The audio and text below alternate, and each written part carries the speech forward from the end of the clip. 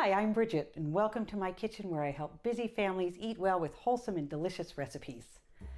Broccoli can be a little boring, I get it, but it's one of those vegetables that is so easy to transform just by cooking it a little differently. Today I'm going to show you 2 ways to make broccoli extra delicious. One is simply roasting it with salt and pepper and a little bit of olive oil. And the second one is roasting it a little differently and then making a cheese sauce to pour on top. For the roasted broccoli, we're just going to cut the tops off and cut it into the florets. But with broccoli, be sure to use the little leaves too, and also use the stems. We'll toss the florets on the baking sheet. The leaves are going on the baking sheet as well. I'm using 2 heads of broccoli, or 2 bunches of broccoli for this recipe, and this can feed a family of 4.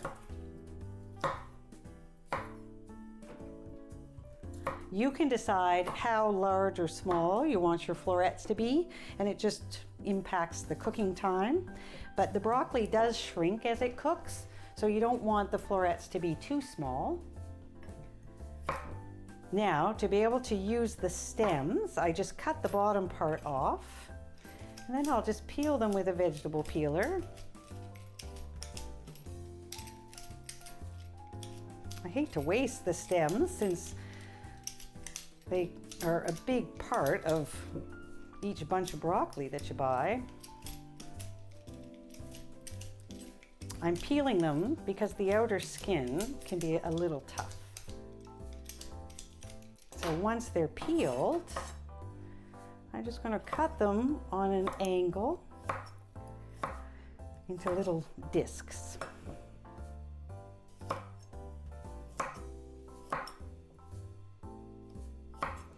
These are about 1/2 inch thick. Once your broccoli is all chopped, we're going to sprinkle it with olive oil. I'm using about 2 tablespoons of olive oil, maybe closer to 3. And then I will sprinkle over some salt, 1/2 teaspoon of salt or so. And then several grinds of black pepper.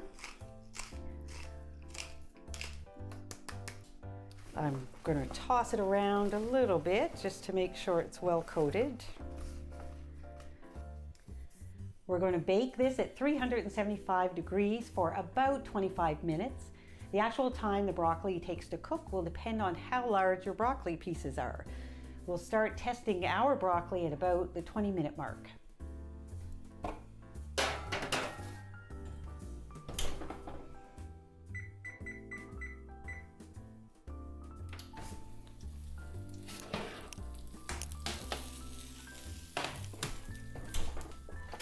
So it's almost ready.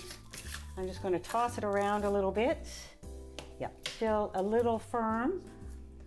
So it needs another 5 to 10 minutes.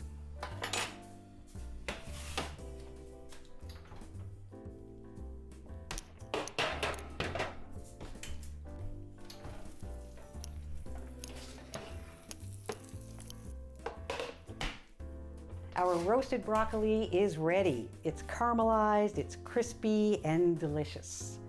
Now I'm going to show you a second broccoli recipe. This is a baked broccoli and cheese. It's a bit like a broccoli mac and cheese without the macaroni.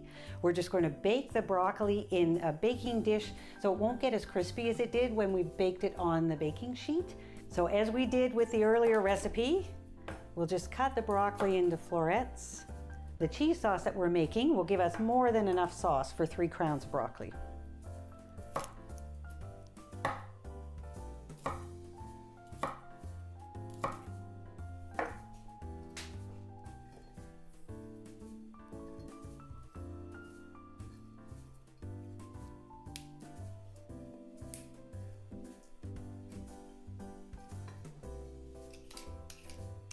As you can see, the broccoli is in tighter quarters in this dish, and that's why it doesn't get as crispy, but it'll still get nice and tender. I'm not going to cook the whole stem because as we get to the bottom of the stem, it's a lot more woody. We'll pour a little bit of olive oil over top and we'll season it with a little bit of salt and pepper.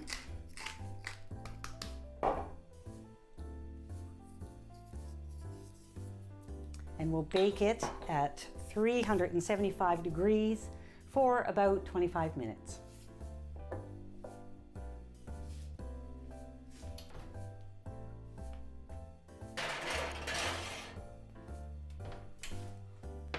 To make the cheese sauce, we're going to start with 2 tablespoons of butter.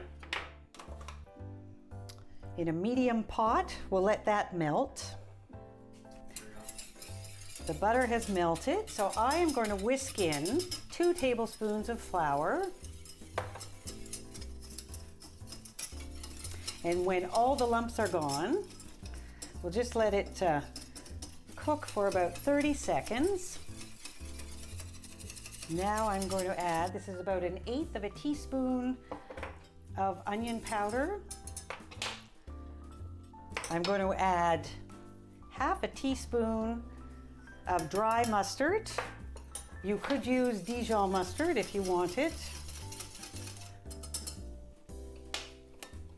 And then I'm going to start whisking in milk. Have a cup of milk, and I'm going to start just with about 1/4 of a cup. We'll let it come to a simmer again. And then I will whisk in the remaining milk. We'll let it come back to a simmer, and then it will start to thicken.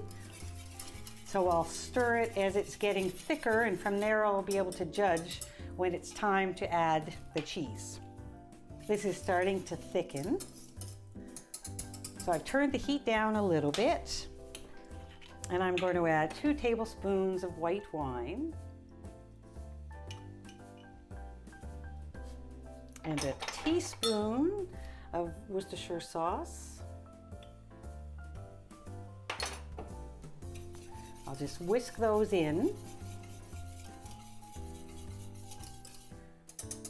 And then I'm going to stir in the cheese. And at this point you can turn the heat off because there's enough residual heat that the cheese is going to melt. When it's nice and smooth, we can add a little bit of pepper.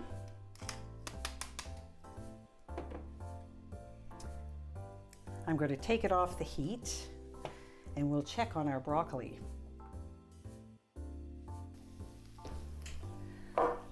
You can see how baking it in a dish instead of on a pan helps it keep its color. So this broccoli has a lot more green than our roasted broccoli, than our pan roasted broccoli. I'm just going to put it into a serving dish.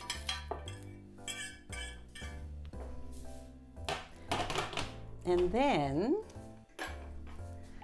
I will pour our delicious cheese sauce over top. When I serve this at supper, I always put extra cheese sauce on the table because there is always someone who wants a little bit more sauce. You can also use the leftover cheese sauce on pasta. So there you have it, 2 recipes that show how broccoli can be anything but boring. I'll be sharing more wholesome side dish recipes, so stay tuned. Thanks for watching.